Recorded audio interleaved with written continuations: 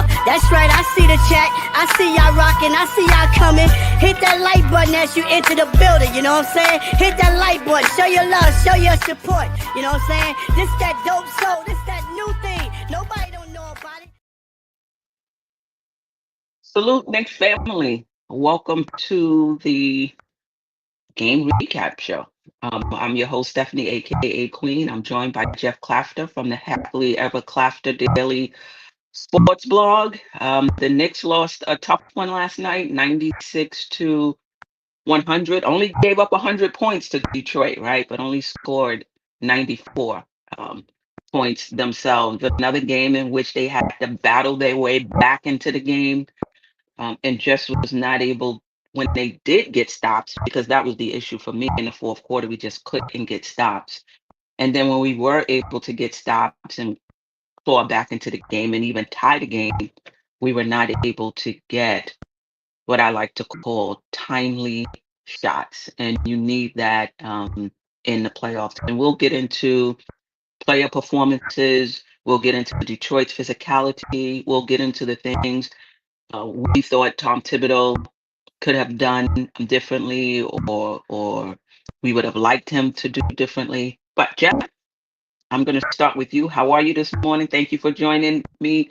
Let me know if my video or my audio is off. You know, I'm on that deep country internet. I don't even want to say country internet, the deep country internet. So let me know how I'm doing as far as that's concerned. Geoff, how are you this morning? Thank you for joining me. And what or who stood out for you last night? Well, sometimes the Knicks have this annoying habit of getting getting the worst behavior out of me, right? I was mad as a hornet last night, pretty much from Jump Street. I mean, it was just like, at first it felt like it wasn't a serious effort, like, and then the officiating was horrid. Like, we had 2 free throws in the entire first half, and then all of a sudden they remembered that Detroit fouled in the fourth quarter. And then you notice when the Knicks got a steady diet of free throws, or a normal diet of free throws, they were right there neck and neck. That's when we made our run, is when they actually started to make calls. But this game goes so far beyond just poor officiating. That was a contributing factor. But to me, the thing that stands out the most is the lack of use of Karl Anthony Towns on offense. Now we have both 2-game sample size. He has 25 total shots. Jalen Brunson took 27 shots last night. And to me, you know, he's 15 of 25 from the field. So it's not like he's a detriment when he's getting the ball. I think when they switch and they get Tobias Harris on him, he absolutely cooks, right? He absolutely cooks. And for him to not have a shot in the final 17 minutes is absolutely criminal.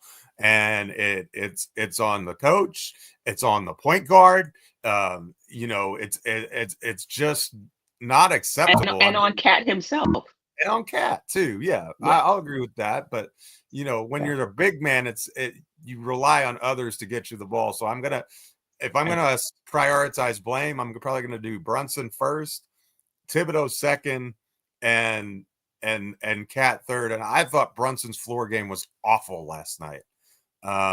He had 6 turnovers. You know, it was like he was trying to beat Cade Cunningham by himself instead of utilizing his teammates to win the game. And it's something that we talked about pregame. You and Tony really emphasized his floor game, and that, you know, 37 points is nice, but it wasn't really an efficient 37. And I felt like we've seen a lot better from Brunson, and I'm hoping when we take this show on the road that we have a more balanced attack. I think we had 15 assists on 34 made field goals last night. That is way too much one-on-one basketball for a team that has this much talent offensively. Now, part of that is not making shots. I mean, McCall missed 4 shots in the final 5 minutes, all of them huge and all of them wide open. You know, it's great. It was just a disappointing effort from top to bottom, and it was really hard to watch. Yeah, I agree with everything you said. I want to piggyback off of that by saying that, you know, Detroit was very, very physical, and the Knicks knew that, right? Then they were very physical, and I'm not blaming this on the officiating, but when you're very physical and you're not called for it, then you could become even more physical. And I thought they were a much more physical team than the Knicks. I don't think the Knicks were slouches in terms of physicality, but I think Detroit was much more physical than the Knicks. I also think that they single covered Brunson. I didn't see a lot of double teams. Somebody correct me if I'm wrong. I didn't see a lot of double teams. Thompson really was able to play him one-on-one. When that happens, though, now you're not getting two to the ball. Now you're not creating advantages. Now players are pretty much staying home. There were times when they swarmed Brunson, and I'm not even sure if he had sight lines to see who was open. Like, that's how much they swarmed him. But they pretty much played him one-on-one. So what that means is now when the other players get the ball, you're not getting the ball. You're getting the ball with somebody right in front of you that you now have to take off the dribble. And we don't have those players. And I think that's when Brunson is in his bag and they have to bring two to the ball, that's opening up open looks for others. We didn't get a ton of open looks, but to your point, Geoff, in that last 5 minutes, we got open looks for Mikal Bridges. And I will tell you this, I agree with what everyone is saying about Tom Thibodeau. We'll get into that. About Jalen Brunson's floor game. We'll get into that. About the officiating, about giving Detroit credit. All of that is true. All of it is true and fair, in my opinion. But this is the playoffs. And this is a shot making league. And if you want to win basketball games, you have to knock down the open shots, particularly in crunch time. Now, I'm not blaming this loss on Mikal Bridges. There's enough blame to go around. But he had an opportunity to save the Knicks, so to speak, with the open looks that he got. I thought Mikal Bridges throughout the course of the game hit some big shots for us. I thought his defense was good. He broke up a couple of fast breaks. So I'm not here to shit on Mikal Bridges, but there were a few opportunities in that fourth quarter to basically close the game for the Knicks. That being said, OG didn't have a great game guarding Cade, but he also didn't get the help he got in the first game. That backside help.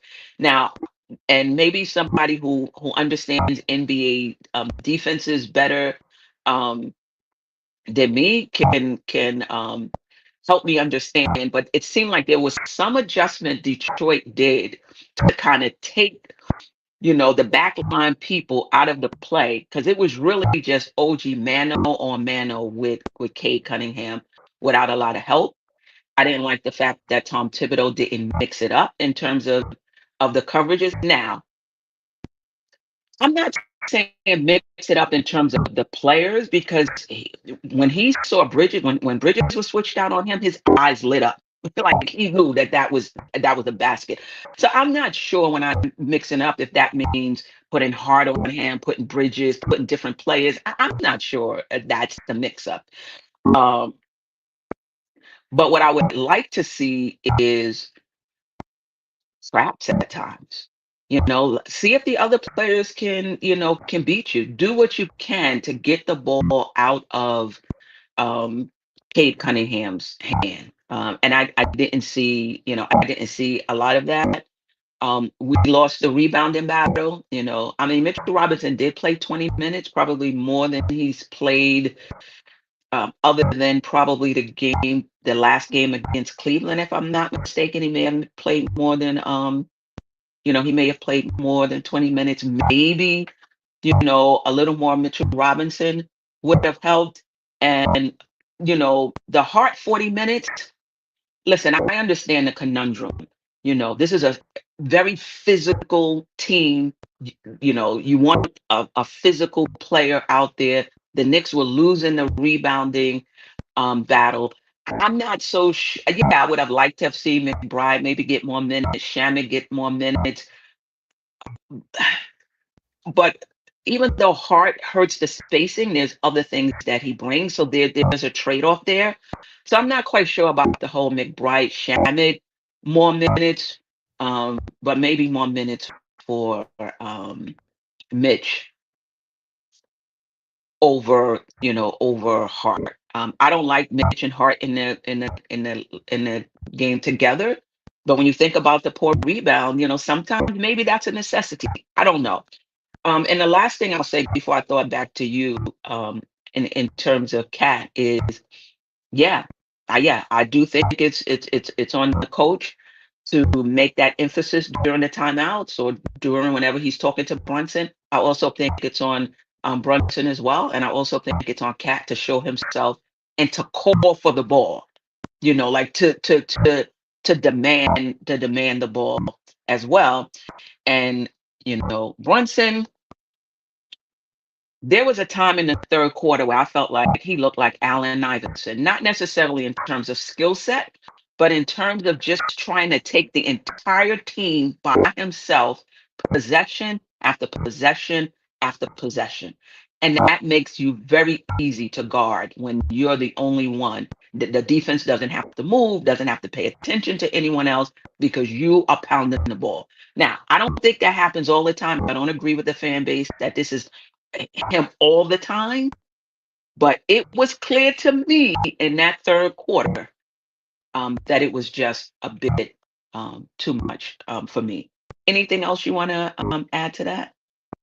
Yeah, so I agree with that, and I think with the point being Brunson wasn't that way in game one. Like he had 8 assists, 1 or 2 turnovers, I forget which, but he didn't have, he had 6 turnovers in game 2, and I feel like we've seen this as kind of since he's come back from the ankle, we've kind of seen this tendency to force it a little bit, like almost like he's trying to make up for the time that he missed. You know what I mean? Instead of, as coach says all the time, let the game come to you, take what the defense gives you. And so he needs to play better for sure. Yeah. Do you think we should have doubled Cade some, or were you okay with how he was? We allowed how he was 100 put? points, and 28 of those were free throws. I don't have any issues with the defense. Like if you allow 100 points to the Detroit Pistons, you should win the game.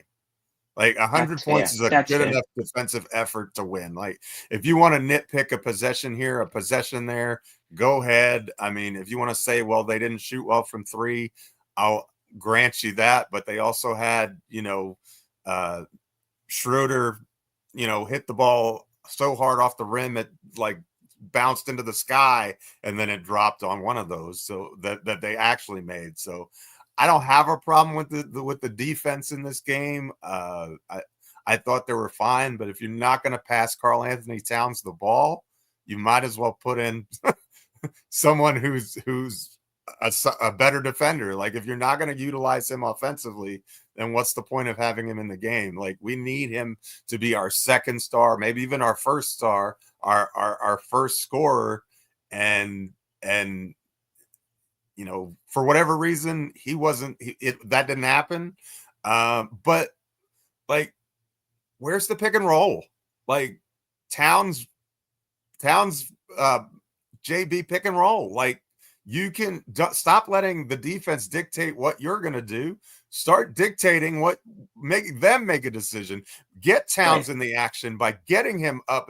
So if they blitz that pick and roll, then you get it to Towns and you've got 4-on-3, and he can either make one of those charges to the basket, which he's so good at, or we've seen him find the cutters when they're available. But if we're gonna play, if we're gonna not utilize Towns, we're gonna lose this series. If it's gonna be like tonight, and there's no reason for it to have been that way. Like there's it's ridiculous that he had 0 touches. I'm not talking about field goal. He didn't touch the ball for a quarter and a half. That's mind-numbingly stupid. Yeah. I agree with that. I do want to get back to the point about the defense. The defense was in a macro level. In a macro level, I get it. You only gave up 100 points, and you could say the defense was fine. We didn't need to make any adjustments on Cade.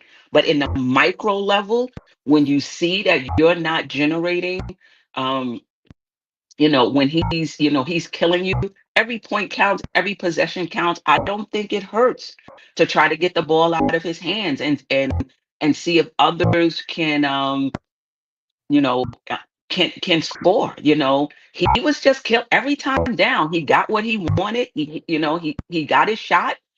I get it. It was only 100 points, but maybe if we get the ball out of his hands, maybe they score 92 points. You know what I mean? And I'm not disagreeing with what you're saying about us on offense. And again, to your point, that's a Tom Thibodeau issue, and that's also a Brunson issue. I feel like we overlook Brunson a lot when it comes to criticism. And sometimes I think there's some people who just don't like him, who think he shoot too much. So even when his game is balanced and maybe he took a few, what do you call, hero shots, it's like, oh my God, he's just dominating. I don't always agree with it, but last night Brunson was horrible. I don't care about the 37 points. I don't care. He did make some timely shots for us, in the fourth quarter. His floor game he was just, to me, just ramming his head up against the Detroit Pistons defense and made it really easy, really easy to guard. Before we get to the chat, what are some things you would have liked to have seen from Tom Thibodeau in terms of schemes, maybe even in terms of players? Like, do you feel like McBride, Campaign, Shamet should have gotten more minutes, or Hart should have gotten less minutes? What's your thoughts on that? Yeah, I mean, it's easy to second guess in a loss. Like when I thought in game 1, when he had Payne out there, it worked beautifully. In game 2, when Payne was out there, he was a disaster. Like, he picked up 3 fouls. He didn't provide anything on offense. So, I that's the kind of player Campaign is. That's why he's on a minimum contract and not on a big contract, right? I didn't really like what I saw from Deuce McBride last night on either end of the court. I think this is just a tough matchup for him. They have size everywhere, and so they can make it tough on him. I think he holds his own defensively, but I think from an offensive perspective, and he did have that one nice 3 that he made. That was a tough shot, by the way. But it just seems like he struggles against this matchup in a lot of the same ways that Brunson does. But I think for him, it's that he's never been a guy who really can wow you off the bounce and get to his spots. So and if you're just talking about from a spot up shooting perspective, they really do a good job of rotating to shooters and recovering defensively. And excellent job. I was really impressed with that from them last night. But I also thought there were times when the Knicks had open shots they just didn't take, especially in the first half. I'm like, just shoot the ball. Like, and it happened twice. They were wide open, didn't shoot, wide open, didn't shoot. And then the third or fourth guy ends up taking a contested or late shot clock shot because you wouldn't pull the trigger early on. And like, so that was frustrating too. But, you know, I think we were 0 for 8 from 3 or something like that to start the game.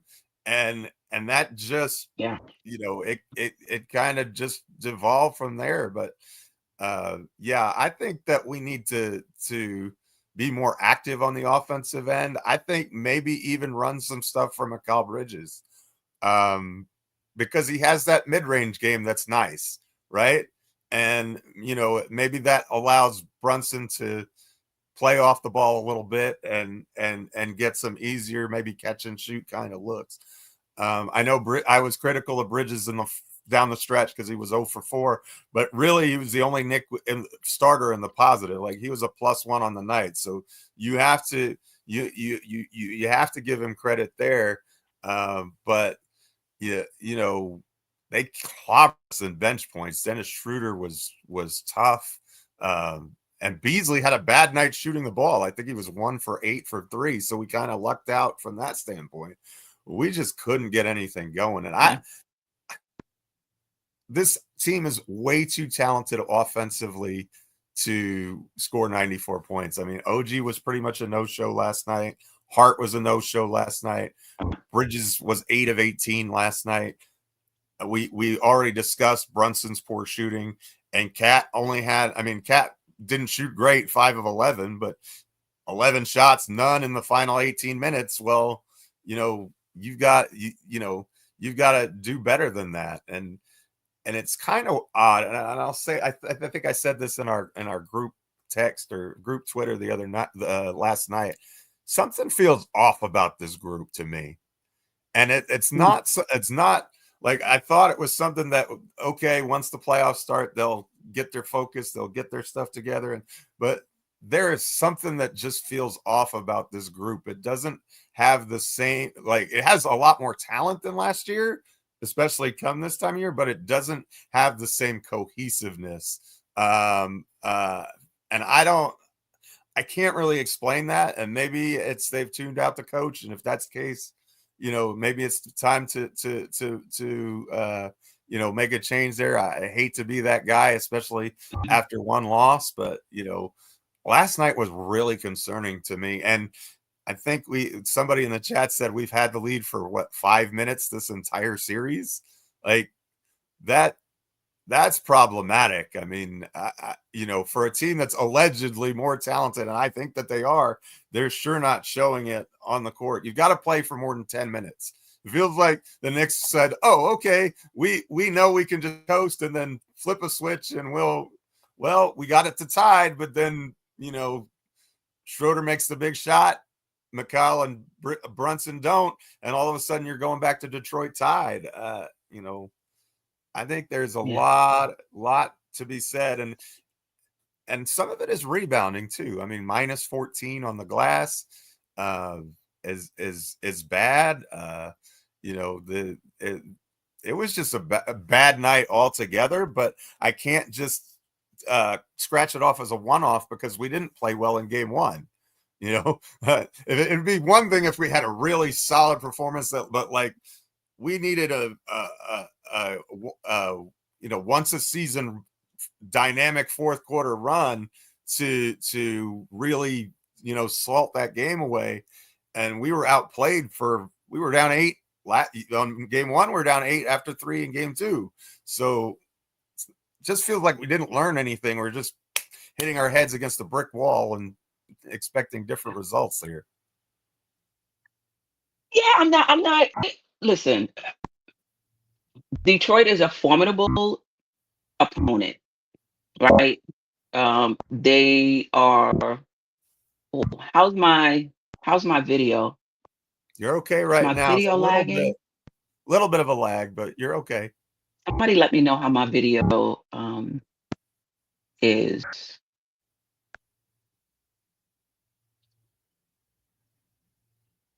Huh.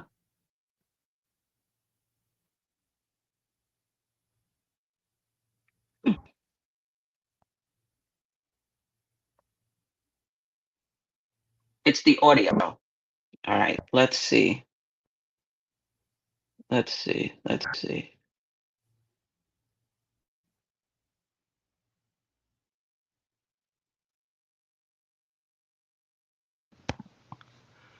All right. Am I sounding better now? Keep talking. How am I sounding better now or about the same? Better now, to me. All right, I'm going to continue. You guys let me know. I don't see Geoff. I don't see Geoff on the screen. I don't know what's going. Oh, there you go. All right. Okay. People said they can hear me fine. I will say this. I'm not sure. I don't believe anything is wrong with the team. I just believe that Detroit is a formidable opponent. Do I think the Knicks are a better team? In my opinion, I do think the Knicks are a better team. But there are certain things that Detroit does that's a challenge for the Knicks, right? They are a very good defensive team.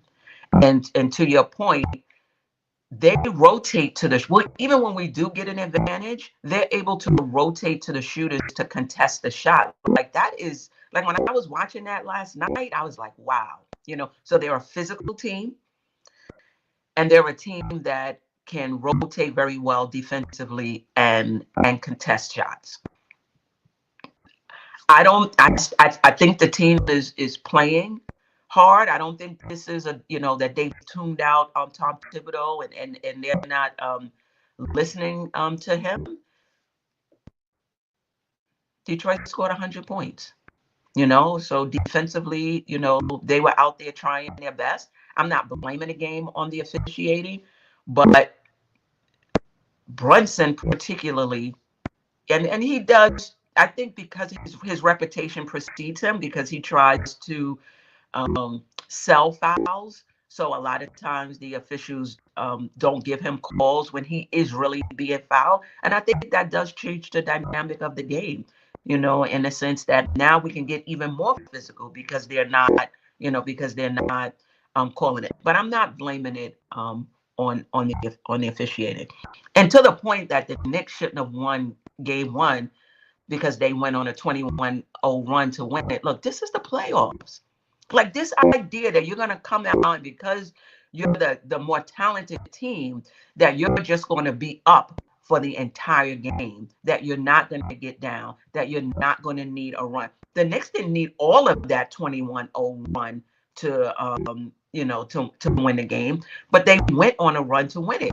To me, that's what the playoffs about. The playoffs is X's and O's, schematics, all of that, but it's also about mental toughness. And the Knicks were down in game one, and they turned it up in the fourth quarter, played really good defense, got stops, got out in transition, and won the game. I'm not going to sit here and say, oh, they shouldn't have won the game. Like the 21-0, that's part of basketball. Going on runs and responding is part of basketball. So I'm not going to sit here and say, oh, they shouldn't have won game one because they need this is playoff basketball. You take it how you can get it, and for all of Detroit's physicality, for all of the Knicks' poor decision making offensively, not going to Jalen Brunson's decision making, the Knicks clawed their way back into the game defensively with both Cat and Brunson, because there was a point where I'm like, we can't get stopped. We got Cat and Brunson on the floor, and I understand we need them offensively, but we can't get stopped. And then, boom, we started getting stops, or they started missing shots, whichever one it was, and then we were able to tie the game up. That's playoff basketball. We were able to tie the game up. But another part of playoff basketball, like I mentioned in the beginning, is timely shot making. That's a part of it. Timely shot making. And the Knicks were not able to hit those timely shots, particularly Mikal Bridges. And again, I'm not blaming him. I thought Mikal Bridges fine last night. But there was an opportunity, a few opportunities to go ahead in that game and possibly close it out. And we missed shots. we have to be better. We have to be better. I'm going to read anything, Geoff, you want to say to that before I go to the chat and then we talk about game 3? No, let's go ahead. I know there's a couple super chats in there, so let's go ahead and get that going, and then we can move on to game 3.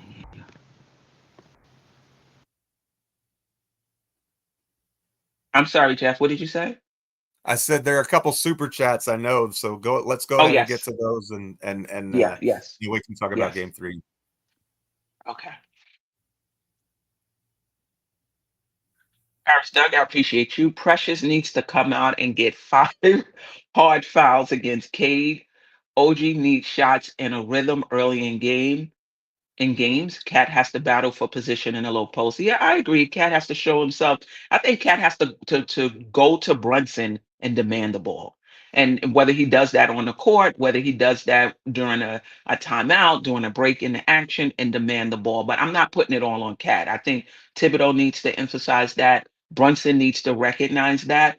But it's okay for Cat to also go to them and demand the ball. Um, you know, they ran some plays for OG where he got the ball at the top so that he can, go downhill, and he did okay with that. I just don't see OG as a shot creator, man. Somebody, if you do in the chat, let me know if you do see him as a shot creator. I just don't see him, um, you know, as that. Um, I think we have players on this team that when you really lock down defensively, other than Brunson, how many can still get their shot? Maybe McCall, you know. Everyone else are at their best. I'm not saying they can't score one-on-one, but they're at their best feeding off of Brunson, and Cat. What do you think about? Do you think Precious needs to play? And where would he fit? Would you play him over Josh Hart? And would you be doing that for size? Um, I don't know. What's your thoughts on that? You can give it a try if you wanted to. I'm not a huge Precious Achua fan, so I'm not gonna be banging the drum for him. I think he would definitely give you some. He definitely has the potential to be a really good rebounder and defender in the series. I'm not sure that he's going to fix the offensive part of the equation, and that, you know what I mean.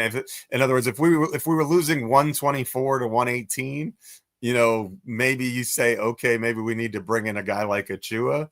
But when you're losing 100 to 94, to me, it's more of an offensive issue than it is a defensive issue. And so in my mind, bringing in a player like that, maybe it does help, because other than Robinson, nobody really rebounded the ball well. And I will say this, a lot of our points during our runs are in transition. If you don't get the rebound, you don't get to be in transition. And we were minus 14 on the board. So, I think that is a critical stat. So if you want to make the argument that, get him in to get those rebounds on the defensive end, and then, and then get out and run, that's fine. But, whose minutes is he taking? Josh Hart, okay, because Hart's not that good of an offensive player either. But, I don't want to see a lot of Hart, Precious, Mitch kind of, formulations where we're what you call the Flintstones. So, and so I kind of think that I'm not sure how much Achua would help. And maybe his size makes a difference, and defensively, I don't know, but I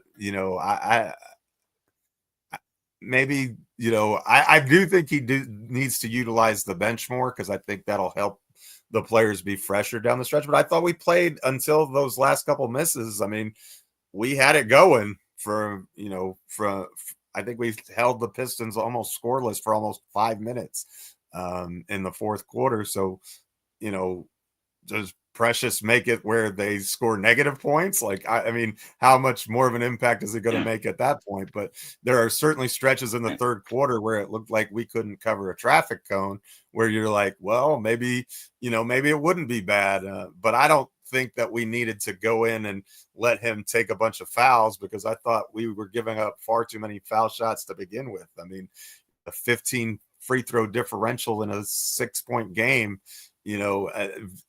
calls legit, calls out. You can't, if you're going to be that big a deficit at the free throw line in a playoff game, you're in big trouble, because teams are going to make them, and they were 28 of 34, which is really good. I mean, so we have to find a way to limit our fouls, and that's part of defense too, is playing smart and moving your feet and not playing with your hands. So yeah, for sure. Shout out to Jersey Rick. Good morning, Queen and Geoff. Truthfully, we got lucky the first game. We should have lost that game, but I think we will lose this series. Yeah, I already addressed that in terms of we should have lost the game. Like, I don't think there is a way a game should go. It goes the way it goes, and you got to find a way to win. And every game is going to be, different. Should the Pistons have lost that game because Mikal Bridges missed, I don't know, 3 3-point shots in the fourth quarter? And I get it. You're looking at the body of work. The team who puts in the best body of work over the course of the game should be the team that wins, not the team that comes up at the end and snatches it.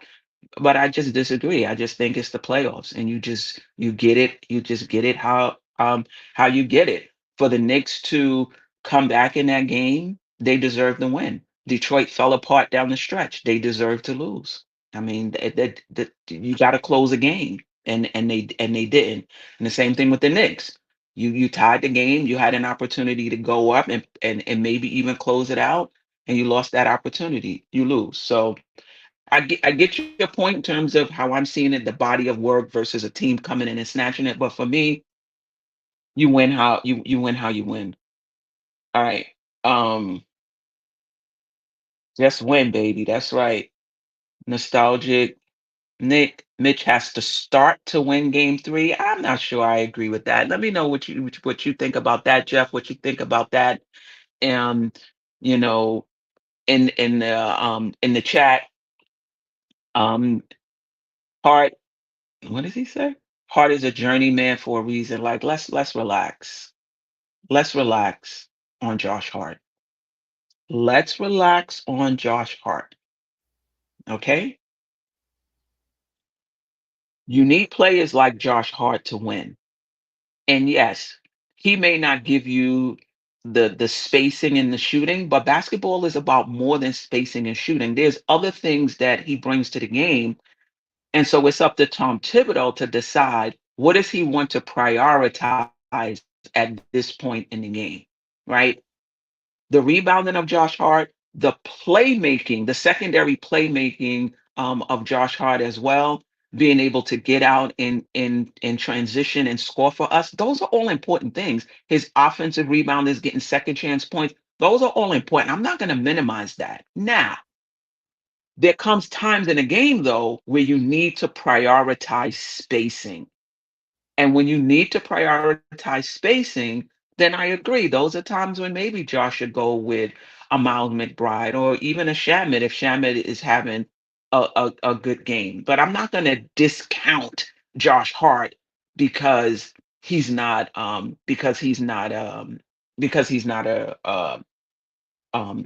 a spacer. His That 21-0 run, Josh Hart was a big part of it. Jay Will said no Josh Hart slander will be tolerated. Listen, let's just see it. Let's just see it from both sides. That's all I'm saying.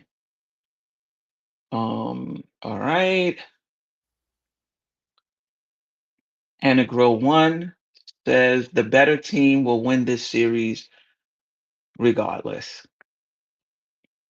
Yeah, yeah, yeah, yeah. Okay.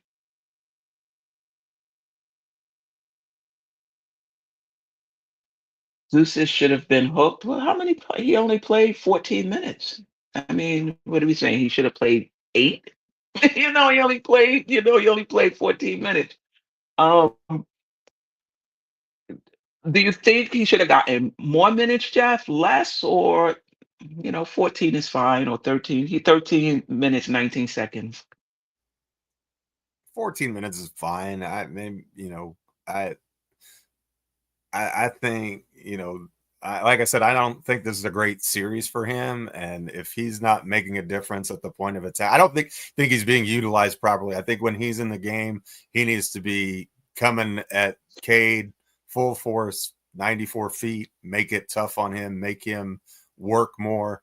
Because I think that's some of his strengths, play to his strengths. But in the half court on offense, he just doesn't look comfortable. I don't know, and again, Detroit's been doing a really good job rotating to him, and he doesn't have the size to, really get that shot off, against a really good contest. And, his floor game where, he's going to fake the shot and go to the goal. He doesn't really have a whole lot of that. I mean, Right. I don't know if we want a whole bunch of Deuce McBride middies. You know what I mean? I don't know that that's the best way to do it. So, I'd like to see Shamet a little bit, or, I feel, Campaign got in foul trouble in the first half. I think he was probably worth a look. I think any chance that we get to kind of play Brunson off ball a little bit in this series is going to help. Even if it's just using Josh Hart and spamming the Hart Towns pick and roll for a little while, and let Brunson just operate completely off the ball. And then if he's open, we can get him the ball for a wide open three instead of a contested everything else that he's shooting. And that gets Hart in the action as well. And if Hart is the one in running the pick and roll, you can't double off of him. And if that, with the rest of that starting lineup out there, I think that, because that allows you to put Bridges and OG in the corners. They didn't make any last night, but I don't think that's going to be a forever thing. I mean, those guys are good corner 3-point shooters, so get them the opportunities, and I think they'll be fine. But I think we need more than 6 guys to win this series. So I think, like, game 1, we got a good performance from Campaign. I was kind of the 7th or 8th guy. I thought Robinson did a good job last night, but I think his role and his minutes is about right. I don't really think we need to see him in the starting lineup.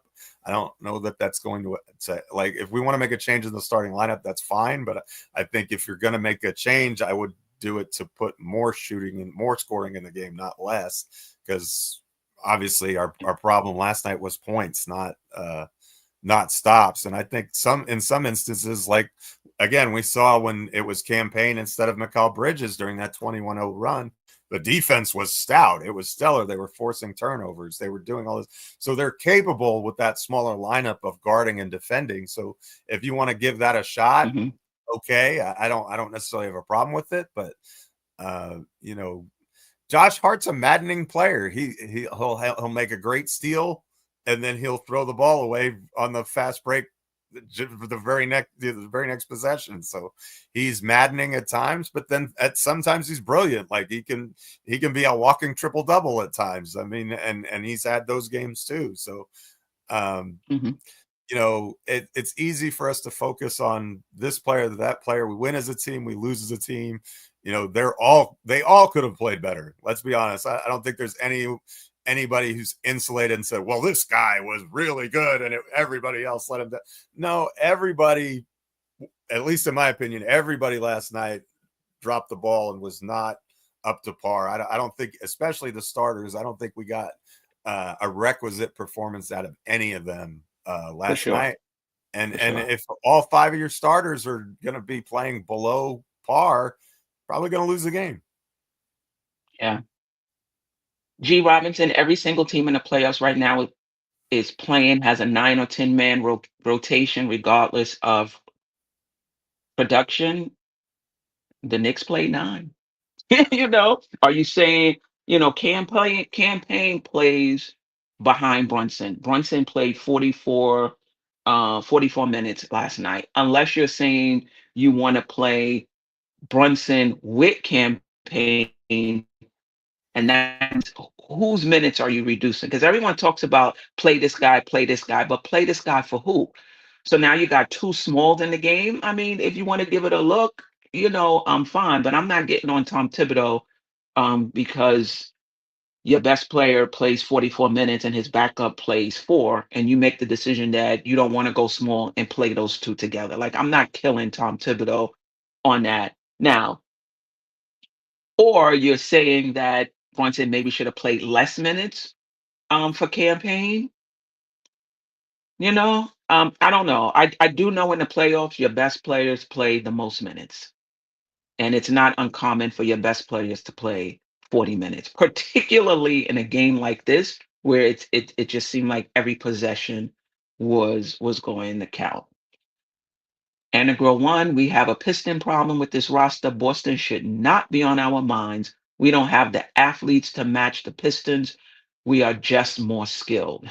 That's so funny because a lot of times you'll see it the other way, where you'll be like, this is not a skilled team. Like, we're not a skilled team. We just have more, more athletes. Listen, if the Knicks lose this series, it's going to be because of coaching and player performance. That's it. The coach has to put the team in the best position, and the team has to execute. Andrew K. Brunson's game is brutal to watch. Last night it was. I don't think that's always the case, but I agree with you. Last night it was. Okay. All right. Let's see. Okay. Uncle Phil, appreciate you rocking with us. Good morning. Hold on. I saw a ton of double teams on Brunson because he literally dribbled into it on the right wing. I recommend Tibbs put Bridges on the ball more to start the game to counter that. I mean, Jeff, you said a few comments ago about Brunson playing off ball and bringing in somebody to allow that. But can't you do that with a starter, like with Bridges in the game? Or do you feel like his ball handling and decision making is just not up to par, and it would be better to play Brunson off ball with like a true point guard in campaign, even though you'll be going small? It could work either way. Like, I'm not a slave to it. I just was Mhm. noticing that it worked in the fourth quarter of game 1 is all I was, you know what I mean? So there's, against this specific team, it had success in a small sample size. So, Mhm. I wouldn't mind seeing that with McCall some, to be honest with you. I Mhm. think if you have that regular starting lineup, though, and you have McCall in that spot, I think they're really going to help and hedge off of Josh Hart and dare him to beat you. You know what I mean? From the perimeter, I would much rather, if we're gonna use somebody in the starting lineup, I kind of think it should be Hart, because if Hart has the ball, you have to pay attention to. Like, you may play off of Right. him Gotcha. and dare him to shoot, but that creates advantages in and of itself, because then he has lanes to drive.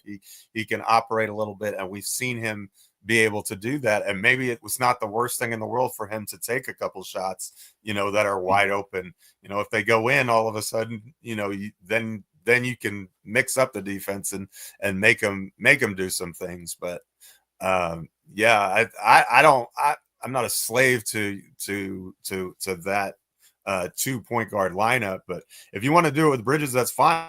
In fact, if we can find ways to get Bridges cooking, I think that's going to help us overall. Cade's a bad matchup for him on defense, so you really have Oh, to no doubt rely, about it. because he's too strong, and he's allowed to use his forearm to create space. And so if he's allowed to do that, he's just way too strong. He can just bully Bridges off the court in a lot of instances. Now, Bridges works hard, and he had some really good possessions, as you said. I'm not here to kill Bridges on the Yeah, yeah, defensive yeah, end. yeah, yeah. I'm But just saying, for over the course of 40 minutes, I think that you've got, as JJ said the other night, you've got to have OG on him. It's not a perfect with OG either, but that's our best solution. So yeah, I still think we've got to find a way to get Cat more shots. Like, I don't care Yes. if we're just look, he's a 50, 40, 85 guy. If he has a bad night, I'm going to live with it. At least you're going down, getting the big man shots. Like, Yeah. if that's We're be going to talk. Let me finish this, Jeff, because we're going to get into what we want to do in game 3. And okay. that is definitely one of the main points for game 3. All right. Last comment, DKEJ21. We're not allowed to have opinions. Hart hurt our offense because his man was the help man. Listen, you can have opinions. We just disagree. You can have opinions. I'm not begrudging anybody that you can have opinions, but also keep in mind when you have opinions, people can disagree um um with that. I think you have to strike the balance there. You know, he hurt our offense because his man was the help man. Yeah, I get that. But then all you got to also keep in mind when you take him out of the game, you're taking out all of the other things as well, right? So what does that do to our rebounding? If anything, I'm just saying these have to be the considerations. What does that do to our rebounding? What does that do to our playmaking? Like, wow, the spacing is not great, but we need the rebound. And the spacing is not great, but he's the only one getting steals, getting out in transition, and getting us easy baskets. Like, you have to balance that. Now, if it's a game where none of that is happening, then you could say, listen, we don't have the spacing. He's not rebounding well. He's not getting out in transition. You know what? We're going to go with the spacing. It's just not automatic. We need spacing. He needs to come out, because you're taking other things out the game as well. So the only thing I'm pointing out is that there's some decision making there, you know? Um, And the other thing to keep in mind is, technically that is that's correct when you have, whether that's Hart, whether that's Mitch, whatever. But Detroit's ability, even with the spacing, in my opinion, their ability to rotate to the shooters and contest shots was just incredible last night. They just really, really got after it. But yeah, anyway, moving on to game 3. What's the number one thing you want to see? Don't panic, right? Don't panic. 1-1, win game 3. If you win the odd numbered games in any series, in every series, you always win the series, right? So let's win game 3. Focus. I'd like to see us get off to a hot start, get off to a decent start. We were doing that a lot in the season's end. We weren't bad, I guess, in the first half of game 1. I mean, it was pretty even the whole way, but we can't dig ourselves a hole. And if we're going to go down, let's go down with Cat getting touches. Like, I want to see him have 20 shots a game. If he's not shooting the ball 20 times a game, and the only exception, if he's in foul trouble and he's on the bench, okay. But he wasn't in foul trouble last night. He was on the court for the final 17 minutes. He didn't even touch the ball. Like, I don't see how this version of the Knicks could run an effective offense when Towns isn't even touching the ball. And that's inexcusable that he shouldn't touch the ball. So for me, and I've said this a lot, and the chat's probably tired of hearing me say it, but do it like Julius. Make him the focal point in the first quarter. Make sure he gets his touches. And then once he does, then the defense is going to have to react to him, because Jalen Duren can't guard him. Maybe he can for a possession or two, but he's going to pick up fouls. And if Towns gets to the free throw line, that's easy points for him. He shoots 84% from there. And so Brunson's got to say, hey, this is my guy. My number one priority is to get him going and get him shots whatever way we can. My choice is the Brunson Cat pick and roll, but there are other ways to do it. But if he can't be getting 12 and a half shots a game, in a series where points are at a premium. Yeah, yeah, for sure. Let me just read this super chat. Bridges is the best ball handler wing guard outside of JB. Although his game is better off ball, he's the best we got right now, in my opinion. For the Detroit series, I think it'll be fine. Bigger picture, not so much. I totally agree with that. I think that's a Totally good statement. agree. You're freezing up, Queen.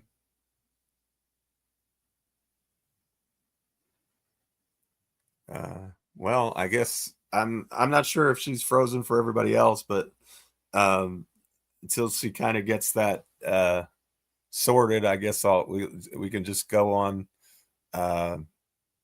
talking about it. And especially I think Anna Girl makes a good point. With Stewart out, it really made even less sense that Okay. that. Are you back? Oh, I'm back. Okay, good. But I was saying with Stewart out, it made even less sense that Towns got so few touches. I mean, in game one, Duran was in foul trouble because we saw he couldn't guard him. So, so let's do better this time and make that a focal point, because Towns an elite offensive player, and if you're not going to pass him the ball, then you might as well play. You might as well play someone like Precious, right? If you're not going to take advantage of his offensive skill set, if all he's out there to do is be a spacer, I mean, Right. It's cratering the offense anyway. You might as well go for the player who plays better defense. Not that I want Towns to play, but yeah, I get you. My concern from game 3 is that Detroit is going home with a lot of confidence. This is their first playoff game at home, and I don't know how many years. Um, and the Knicks have to be able to perform in that type of hostile environment. Now, one of my concerns coming into the playoffs was the Knicks' mental fortitude, and you know, I was encouraged by that 21-0 run, because that showed me, like, okay, when they're down, they're able to fight and grind and get back into a game. And they did that last night as well, even though they didn't hit the timely shots at the end to close it out. Going into Detroit, you can't be down 15 in the first quarter and have to expend so much energy to get back in the game, play the game, and then close it out at the end. So the Knicks have to come out mentally focused, with a sense of urgency. Detroit is very confident. I'm sure their narrative is, we should have got game 1. You know what I mean? So they're super confident about their ability um, to beat the Knicks. I agree with you. We need to get Cat involved. Um, Brunson has to be better. And someone said, and I think it was Anna Grow one, um, that Tibbs relies too much on Jalen Brunson, and he needs to um, and he needs to coach the game. Um, I think it's okay. I think it's okay for Tom Thibodeau to pull Brunson aside and say, this is what we need right now. I think when you're coaching, there are some players where their floor game is just immaculate. And everything you would do, they're already doing. There's nothing to say. But then there are some players where um, you need to, insert yourself every now and then, and to remind them of certain things. And I think, Tom Thibodeau needs to do that. So I do agree that it seems to me, obviously, I'm looking from the outside, that he just allows Brunson to play his game, read the defense, the entire team. He trusts their decision making. And he said all the time, move the ball, move your bodies. The game is going to tell you what to do. Read, like, he trusts their ability to do that. And I just think maybe, and he could be doing this. Just need to call a timeout, or during the timeout, remind them of certain things. Shout out to Thomas Banks. Salute. T. Harris pushing Cat off the block was telling. Yeah, I mean, yeah.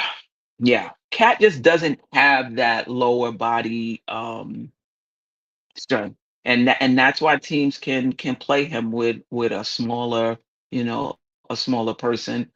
But I still think you should get it to him, even if they push him out and he's getting the ball further away from, from the block. I still think he should um, touch it. Nostalgic Nick Cat won't demand it. The ball. Okay. All right. Okay. Um.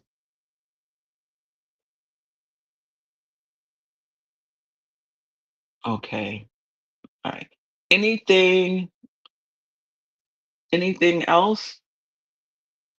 Man, we got to get this game on Thursday. We go down 2-1, we in trouble. This is the linchpin part of the season here. I mean, went on that 51 game win ride, and that was nice. But we all agreed none of that mattered. It's about what you do in the playoffs, and so far, Yeah. it's been a disappointing start, from at least in my opinion, like in both games. I'm glad we powered through in the fourth quarter and won game one, but we need to be much better going into Detroit. But we haven't been a bad road team all year. I don't think that it's a case of there's no way the Knicks can go on the road and win a game. Like we're a good road team, and sometimes a punch in the mouth like this is maybe what they need to wake up and say, hey, we can't just coast through this. We've got to focus on the game plan. We've got to execute better. We've got to pay more close attention to our P's and Q's and get it together, because this team has far too much talent to put forth a clunker like they did last night. Yeah, I agree, but I think it's more than talent, though, right? It's about chemistry, execution, showing up, mental fortitude. It's about how that talent comes Everything. together, and we're gonna find out in Detroit. Listen, if the Knicks can't get one of these games, you don't deserve to win the series. If you can't go into Detroit and get one game, whether it's game three or game four, I think game three is going to be the toughest game to get. I agree with you though, Jeff. You don't want to go into game four down 2-1. But I think game three is probably the toughest game to win.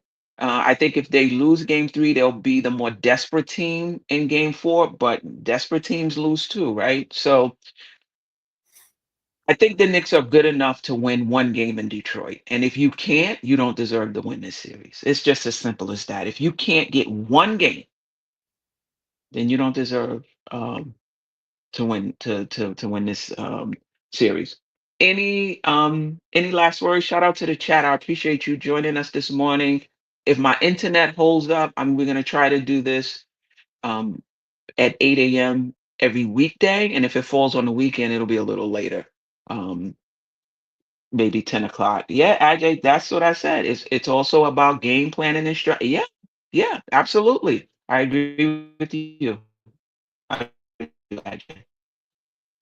Any last words? Show tonight, right?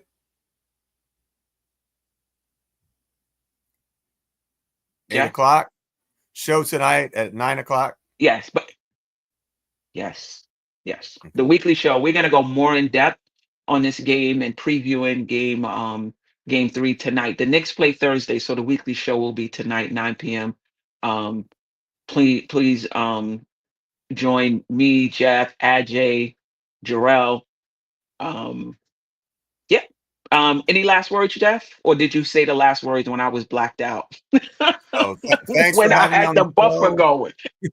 And thanks for the 80 some odd folks who woke up this morning to hang with us after a tough loss. And hopefully the next one of these that we do on Friday will be happier. Yes, yes, for sure. I'm interested to see the adjustments. I'm interested to see the execution. I'm interested to see how the Knicks come out in a tough, what I anticipate to be a tough environment um in Detroit. Jeff, thank you for joining me. Uncle Fulio, I appreciate you. Thomas Bank on Dios NYK, always rocking with us. Hit that like button if you haven't already. Ajay, I appreciate you. Jerrell was in the building early. Wonder Woman was in the building early. Corey Lee, it's been a minute. Thank you, my brother, for joining us. Nostalgic Nick, Anagra 1, Miguel B, Paris Duggar was in the house. I appreciate you as well. Kevin Bergen, Keith Turner, appreciate you joining us. I may not get to everybody. D Buckets. Yeah, D Buckets. I like this comment. Can we win in Detroit? Yes, we can. The talent is there, but I don't know if this team is tough enough physically and mentally to win this series. I know Brunson will show up in Detroit, but who else? I like that. I like that. I think Brunson will show up in terms of his scoring, his decision making. I don't know, maybe I'm overblowing the decision making with Brunson. Detroit did some things to make it tough. And, I think Josh, Uncle Fulio said earlier that there may be some roster construction issues in terms of those around Brunson. Other than Mikal Bridges, everybody has to be fed by um, Brunson. So his decision making is more paramount, like um, is more important. Anyway, I got to be to work in 8 minutes. So Jeff, I appreciate you, um, and I appreciate the chat, the replay game, and those that listen to us that are not in the chat or comment on the replay game. I appreciate you guys and gals for listening. Until next time, see you tonight. Sister, you're one of a kind. Yes. Oh, sister, it's time you That's shine. her. Dope Soul. Where you at? Where you at? Dope Soul. Where you at? Where you